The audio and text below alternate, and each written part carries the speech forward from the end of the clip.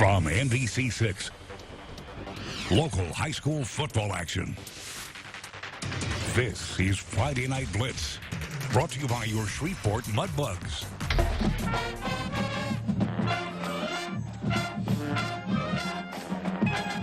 Yeah, I shot that tonight. Those kids were so happy to be on TV, too. They were all smiles.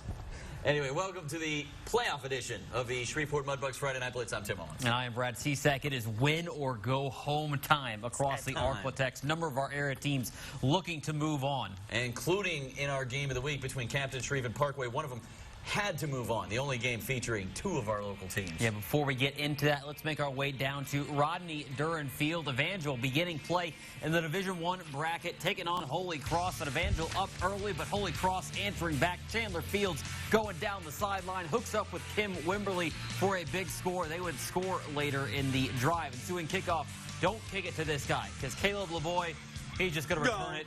He gets to the outside sideline, takes off, got the blockers for him. He takes it all the way for the touchdown. Evangel leads 14-6 at that point. He was gone. Evangel rolls big time. They take it 56-9. They take on St. Paul next week. On the road. Got to go down south. Newly crowned 4A District 1 champ Woodlawn and Lee Hedges taking on Cecilia. This is Cecilia's quarterback here, busting free on the designed quarterback keeper, and he's going to take it all the way to the house, punch Woodlawn right in the face. But guess what? Woodlawn running back Travinsky Mosley showing off his best. Leonard Fournette, ooh. Get off me, young man. Punching back. Woo. Woo. I got to see that again. We got to see that. Oh, man. Oh, wow. Right, that reminds me of a Dak Prescott play when he was in college. Anyway, Woodlawn a little bit later. The big touchdown pass over the middle. That is Josh Mosley to Jordan Hester there. Woodlawn holding on late and picking up a win. They win this one 24-21. They got to go, or they get to host Plaquemine next week. Calvary hosting a playoff game this week, taking on Opelousas Catholic. Calvary up by 2, adding to it. Cordavian Day Washington runs up the gut. He's in for the score. He's up for Player of the Year. 30-21. He is up for Player of the Year. Opelousas Catholic answering right back. Sam Gerald going across the middle. Finds Devin Fury for the touchdown. That makes it a 2-point game. Later in the second, Catholic taking it up the gut, but they're going to run into a mad Eric Reed. He picks up the back and just slams him into the ground. He would get a 15-yard penalty on the play, and the Vikings will cash in on it. Gerald takes it himself, punches the ball across the goal line. Catholic leads it by 3. This one went all the way down to the wire, but it's Calvary getting the 56-47 win. They head down to St. Charles next week.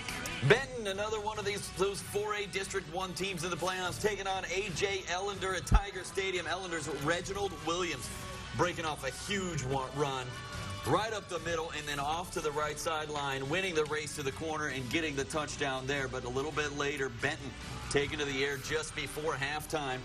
And you know what, though? This is Garrett Habel, and his pass is picked off by Monte Smitherman. Then a little bit later, it's Benton quarterback. That's Garrett Habel.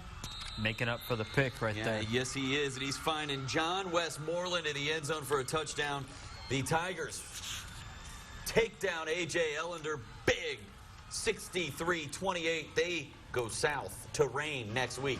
North DeSoto rounding out the 4A District 1 teams, them and Minden. They're at Griffin Stadium playing Lagrange. Wasting no time. Usually Griffins go to the Monty Hall. This time they go to Aubrey Scott, who takes it in for the touchdown. Lagrange has the ball now. Colton Frank, the 4th, throws it to Jalen Dobson for the complete pass. He's going to run it in for the score, all alone down there. And the fans for Lagrange, they're going crazy right here. But North DeSoto's E.J. Holder, he's going to pump the ball to Vincent Wilson. Wilson's going to catch it, and then he's got the blocks. Wow. He's got the lane. He's going to take it for the touchdown. Griffin fans trying to get the team, trying to encourage the team to score again. Well, they're going to score again. Right here? Or right there? Well, they would go on to score a whole lot in this one, because North DeSoto takes this game 35-29. There's a touchdown right there. They are going to McDonough 35 next week. Got to go all the way down to New Orleans. That means all 4, the 4A District 1 teams in the playoffs, are going on to round 2. Man, that was a tough district and show week in and week out. That's right. All right, well, we promised you earlier in the show a look at our game of the week.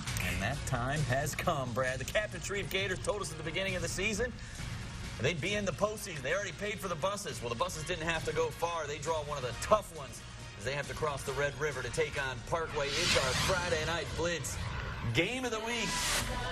There he is, Justin Rogers, currently second in the Player of the Year voting. Lucas Grubb trying to keep the Gators season alive, and Grubb and the Gators strike first, finding Steven Smith on the scoring strike. Just like that, that made it 7-0. But after that, the athletes of the Panther offense took over. Rogers going up top to his main man, Terrace Marshall. E.J. Williams would score 2 plays later, and we're tied at 7. Moving ahead, still first quarter. Check out the run by Rogers. He was a man. Keep going with that.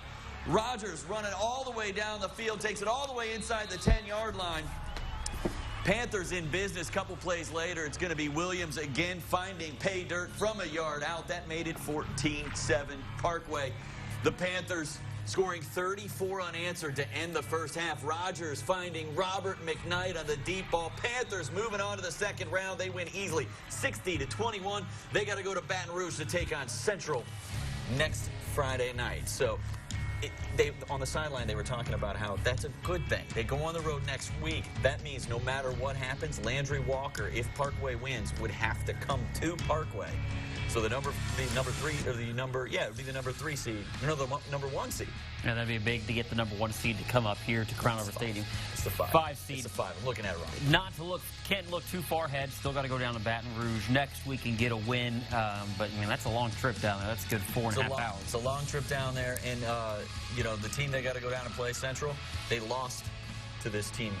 The team they played tonight last week turned around and beat them tonight, and that's what Coach Feaster after the game was talking about. That's why they couldn't overlook Captain Shreve. Yeah, no overlooking Captain Shreve, no overlooking them next week. As long as Parkway keeps rolling like that, they could make a deep run. And when he got those athletes, wouldn't surprise me. Well, coming up, we'll take a look at some more of our Louisiana and Arkansas schools. But first, we head over to the Lone Star State for some Texas-sized highlights. Stay with us. You're